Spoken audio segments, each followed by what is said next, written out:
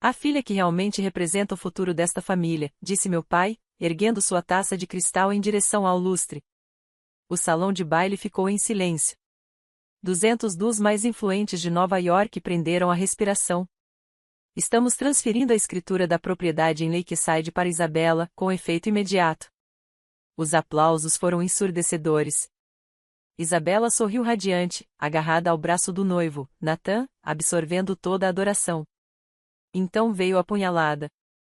Porque um legado, meu pai acrescentou, olhando diretamente para mim do púlpito, pertence ao filho que sustenta a imagem. Eu não me despedacei. Não chorei. Apenas dei um gole lento na minha champanhe e sorri, porque eles achavam que aquilo era uma coroação. Não sabiam que era uma execução. Deixei minha taça vazia na bandeja de um garçom que passava e virei as costas para o púlpito. Eu não saí furiosa. Sair furiosa é para quem ainda espera ser seguido. Caminhei com o ritmo firme e silencioso de uma mulher encerrando um negócio que deu errado.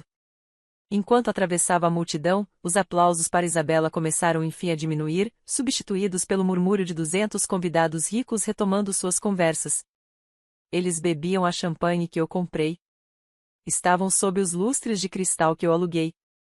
Admiravam o vestido de seda sob medida que minha irmã usava um vestido de $6.000 pago com um cheque da minha conta pessoal porque minha mãe disse que o fluxo de caixa estava apertado este mês. Por anos eu fui a arquiteta da ilusão deles. Fui eu quem equilibrava as contas no escuro para que eles brilhassem na luz. Eu pagava os fornecedores quando os cartões eram recusados. Eu cobria o depósito do salão quando meu pai dizia que as transferências estavam presas na compensação. Eu era parceira silenciosa no negócio de parecer a família perfeita. Eu costumava dizer a mim mesma que isso era lealdade. Essa é a armadilha, não é? Dizemos a nós mesmas que somos as fortes, as confiáveis. Mas enquanto eu caminhava em direção à cabine de audiovisual no fundo do salão, finalmente me permiti enxergar a corrente invisível que vinha me sufocando havia uma década. É uma coisa estranha, a corrente do sobrevivente. Não é feita de ferro ou aço. É feita de esperança. A esperança desesperada e patética de que, se você pagar só mais uma conta, resolver só mais uma crise, fazê-los parecer bem só mais uma vez, eles finalmente vão olhar para você e ver uma filha, e não um recurso. Você se convence de que sua utilidade é a mesma coisa que amor. Acredita que, se tornar indispensável, estará segura. Mas naquela noite, sob aquelas luzes, a corrente se partiu. Não com um som. Ela simplesmente se dissolveu. Eu percebi que não era eu quem os mantinha à tona. Eu estava financiando minha própria eliminação. O anúncio do meu pai não foi uma traição repentina. Foi apenas o recibo final. Ele havia tomado tudo que eu lhe dei, meu dinheiro, meu silêncio, meu trabalho e usou tudo isso para construir um pedestal para Isabela, um pedestal erguido sobre uma fundação de dívidas prestes a desabar. Ele achava que estava dando a ela um legado. Não percebia que estava entregando uma granada. E eu era a única pessoa naquele salão que sabia exatamente quando o pino tinha sido puxado. Cheguei ao fundo do salão. O técnico de iluminação, um rapaz jovem com um headset preto, levantou os olhos para mim, nervoso. Ele conhecia o plano. Eu também o havia contratado. Ele assentiu, a mão pairando sobre o painel de controle.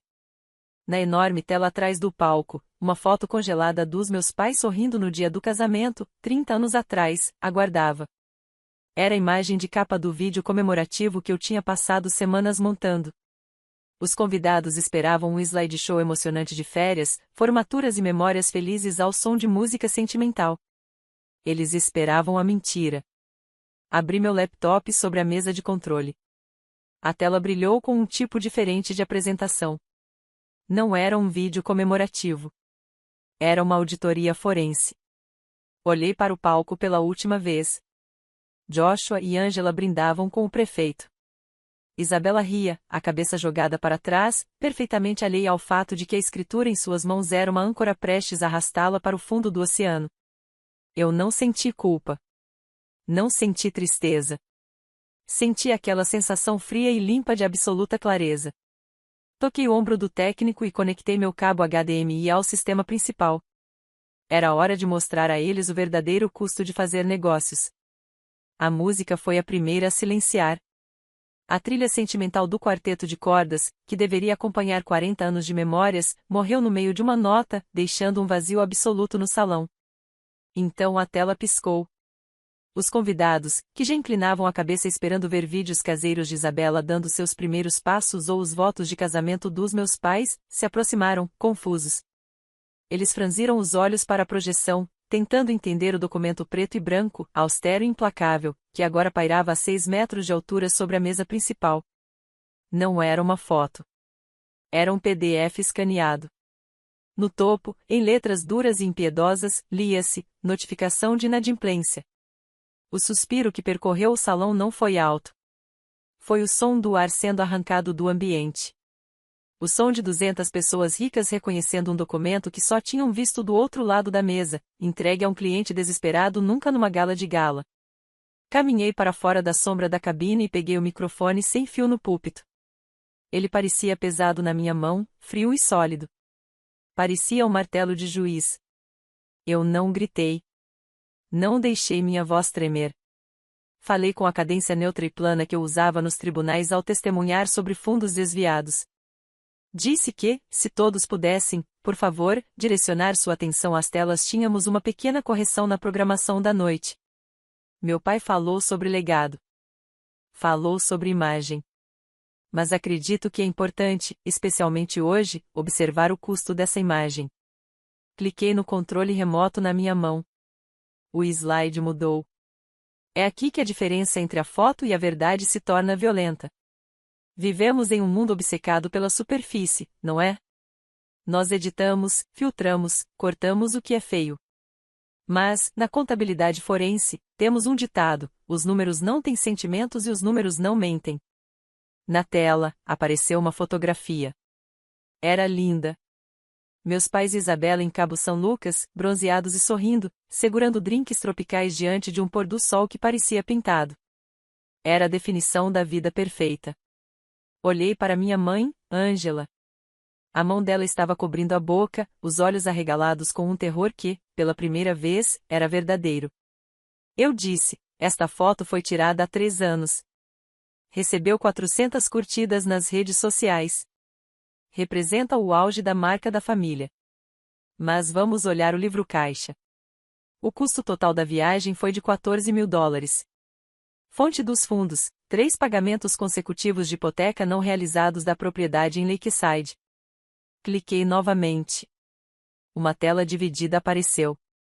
À esquerda, a foto da viagem. À direita, o extrato bancário mostrando fundos insuficientes, tarifas e as multas acumuladas na hipoteca. O salão estava absolutamente silencioso. Dava para ouvir o gelo derretendo nos baldes de champanhe. Cliquei de novo. Uma nova foto. Isabela sorrindo radiante, encostada em um conversível branco com um laço vermelho no capô.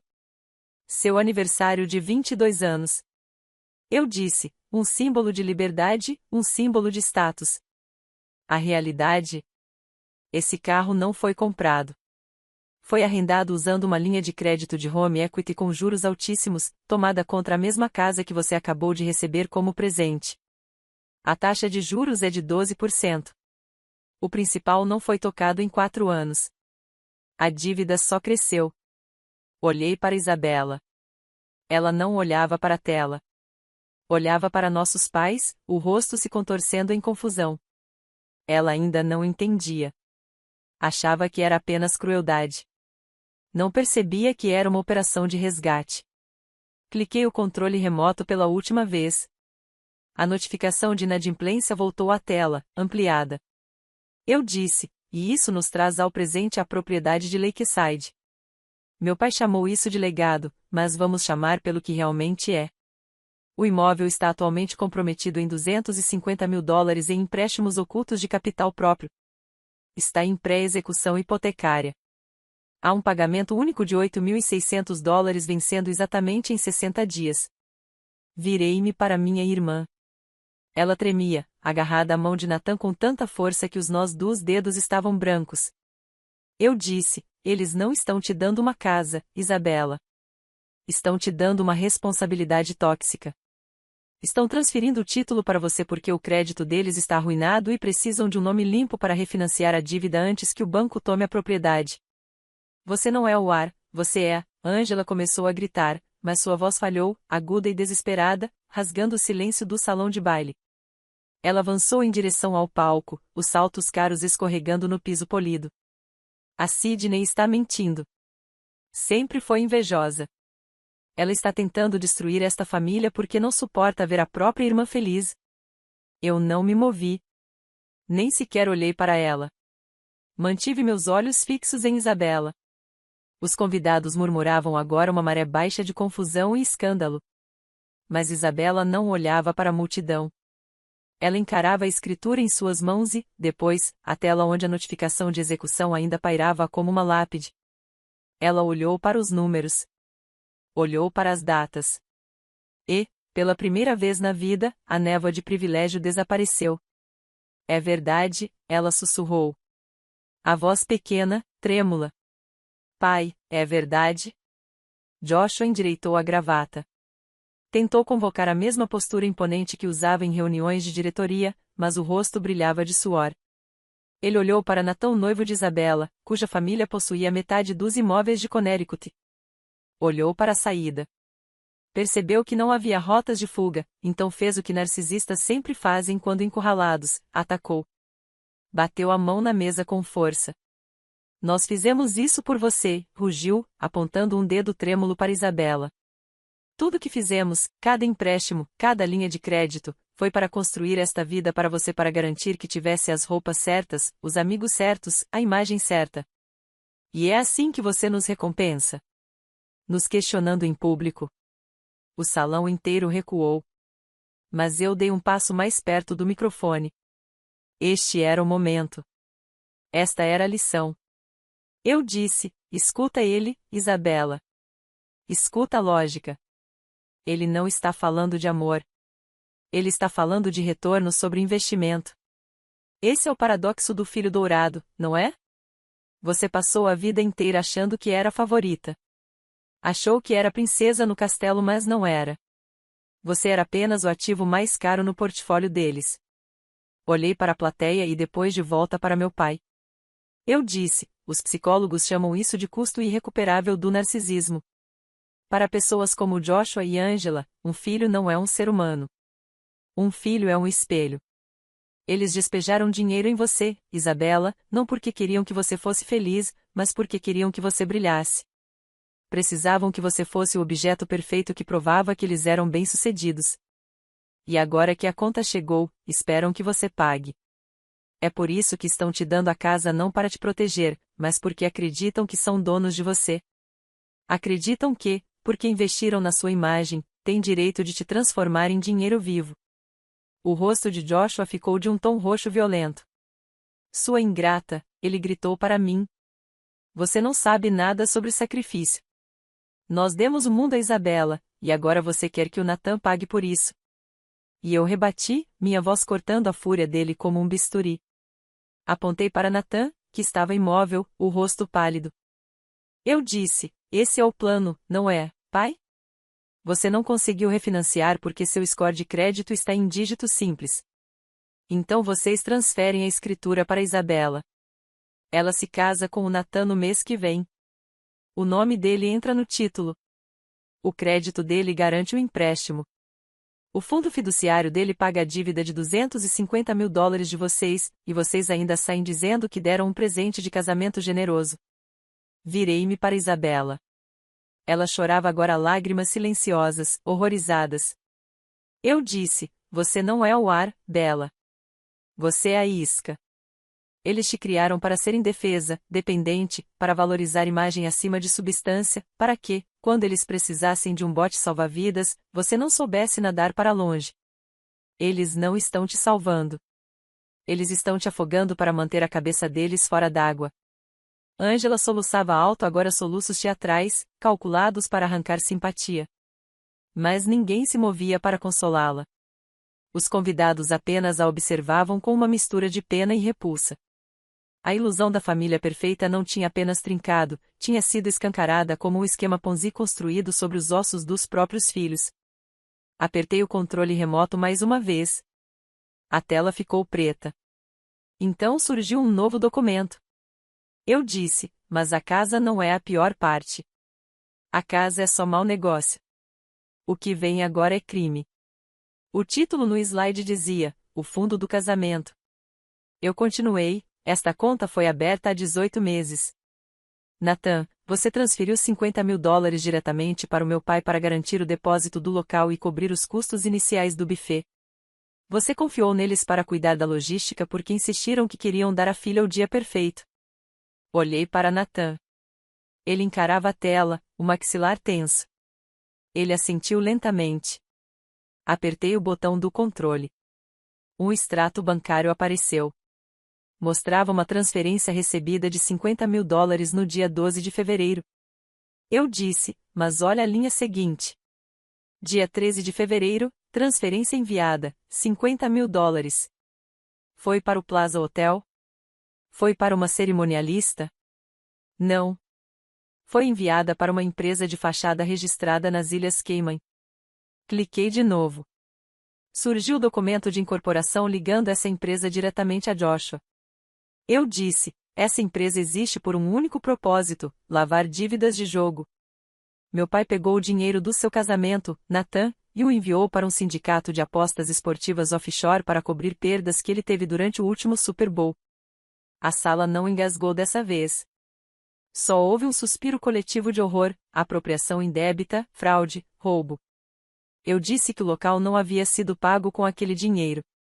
Eu paguei. Fiz a transferência do depósito 3 semanas depois, quando a coordenadora do evento me ligou dizendo que estavam prestes a liberar a data. O buffet, fui eu que paguei também. As flores, eu. O vestido, eu. Virei-me para minha mãe. Disse, você deixou o Nathan acreditar que o dinheiro dele estava seguro. Deixou a Isabela acreditar que os pais dela eram generosos. Mas a verdade é que vocês roubaram do próprio futuro genro para encobrir o vício do seu marido. E deixaram a outra filha pagar a conta para manter a mentira de pé. Nathan se levantou, e a cadeira arrastou violentamente pelo chão. Ele caminhou até Joshua, o rosto uma máscara de fúria gelada. Onde está o meu dinheiro? Ele perguntou, a voz baixa e perigosa. Joshua tentou rir, um riso nervoso e suado. Nathan, é complicado. Foi um empréstimo temporário. Eu ia pagar de volta com a valorização da casa quando... Isabela, então você roubou de mim para pagar uma dívida de jogo, Nathan o interrompeu. E depois planejava usar meu crédito para quitar a casa que você já hipotecou até o limite. Joshua gaguejou. É finança, filho. Você entende de alavancagem. Eu entendo de roubo, disse Nathan. E entendo de fraude. Ele se virou para Isabela. Ela chorava em silêncio, a escritura da casa amassada na mão como papel velho. Bela, ele disse suavemente. Você sabia? Ela ergueu o rosto, olhos arregalados de terror. Não, eu juro, Nathan.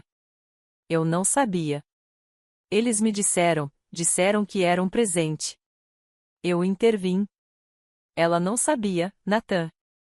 Ela não é cúmplice. Ela é a vítima. Eles contavam com ela ser grata demais para fazer perguntas. E contavam com você ser educado demais para pedir comprovantes. Nathan olhou para mim e depois para Joshua e Angela. Ele puxou o celular do bolso. Vou chamar a polícia, disse. E depois, meus advogados. Esse casamento acabou. Não, gritou Angela, avançando em sua direção. Nathan, por favor. A gente pode resolver isso. Foi um mal-entendido. Somos família. Não somos família, disse Nathan, recuando. Vocês são criminosos. A sala explodiu em murmúrios. Convidados se levantavam, cochichando, sacando os celulares. O prefeito estava sendo escoltado às pressas pela sua equipe de segurança. A ilusão da festa perfeita de aniversário havia desmoronado de vez. E então veio a rachadura final. Isabela se levantou e caminhou até nossos pais. Ela já não parecia mais a irmãzinha mimada. Ela parecia alguém que tinha acabado de sobreviver a um acidente de carro. Olhou para a escritura na própria mão, depois para Joshua. Você me vendeu, sussurrou. A voz tremia, mas foi alto bastante para atravessar o caos ao redor. Você não me deu um presente. Você me vendeu para se salvar. Isabela, meu amor, Joshua implorou, estendendo a mão para ela. Não encoste em mim, ela gritou. Atirou a escritura no rosto dele. O papel caiu no chão, pousando numa poça de champanhe derramado. Eu te odeio, ela berrou, a voz rasgada pela traição. Eu te odeio pelo que você fez comigo, e pelo que você fez com a Sydney. O rosto de Joshua se contorceu. A máscara caiu de vez. Ele já não via uma filha. Via um ativo fracassado, o colapso de sua reputação, o fim da própria vida. Ele se virou para mim, os olhos selvagens de ódio. Você, rugiu. Você arruinou tudo. Sua bruxa invejosa e amarga.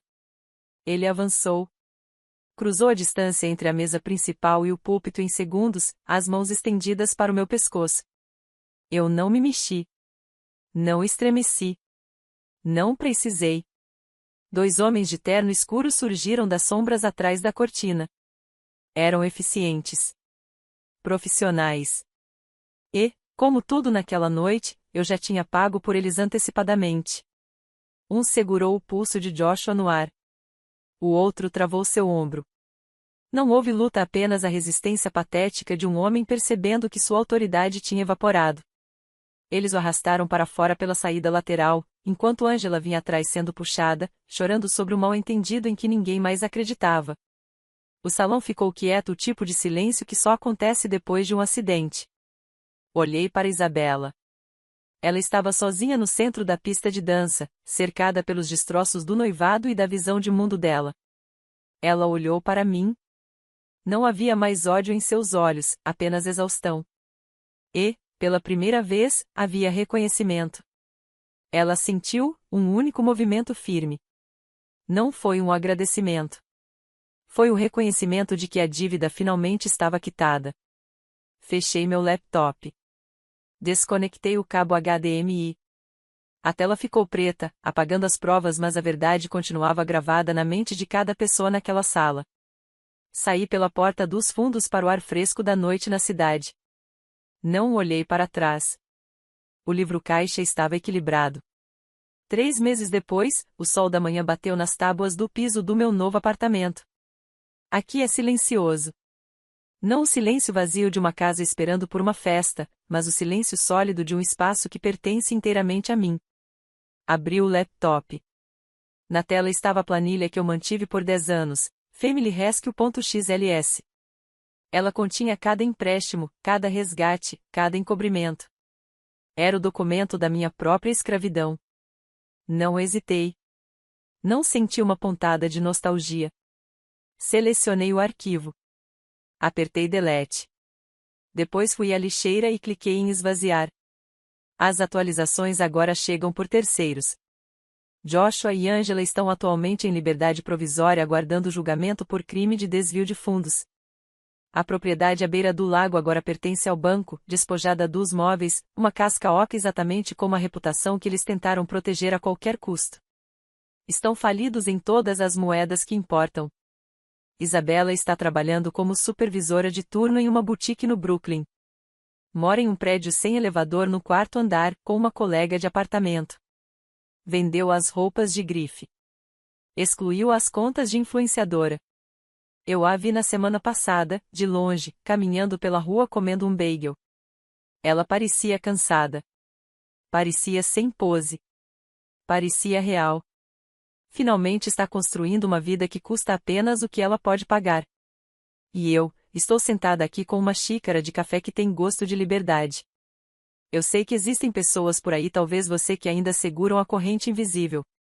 Você é o consertador, o estabilizador, aquele que absorve o dano para que os dourados possam brilhar. Você fica porque tem medo da culpa. Você tem medo de que, se parar de remar, o barco afunde e que a culpa seja sua. Mas estou escrevendo isso para te dizer algo que eu gostaria que alguém tivesse me dito. Existe uma paz esperando por você do outro lado da ponte que você precisa queimar. Você acha que vai parecer uma tragédia. Não vai. Vai parecer como finalmente largar uma mochila pesada que você carregou montanha acima por uma vida inteira. Você não deve o seu futuro só porque eles te deram um passado. Você não deve a sua estabilidade só porque eles te deram um sobrenome. Às vezes, a coisa mais amorosa que você pode fazer é deixá-los cair. Porque enquanto você for a almofada deles, eles nunca vão aprender a ficar de pé. E enquanto você for a sombra deles, você nunca vai aprender a brilhar. Tomei um gole do café. Olhei para o horizonte da cidade. A vista era cara. Mas, pela primeira vez na vida, a conta estava totalmente paga. Se essa história tocou você, compartilhe com alguém que precisa saber que não está sozinho. E não esqueça de seguir para mais histórias de verdade e justiça.